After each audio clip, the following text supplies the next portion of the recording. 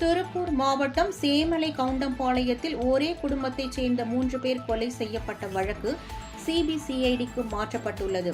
பல்லடத்தை அடுத்த சேமலை கவுண்டம்பாளையத்தில் கடந்த நவம்பர் மாதம் 28ஆம் தேதி தோட்டத்து வீட்டில் தங்கியிருந்த தெய்வ சிகாமணி, அலமேலு அம்மாள், அவர்களின் மகன் செந்தில்குமார் என 3 பேர் கொடூரமான முறையில் வெட்டி கொலை செய்யப்பட்டு கிடந்தனர். இது குற்றவாளிகளை கண்டுபிடிக்க 14 தனிப்படைகள் அமைக்கப்பட்டது.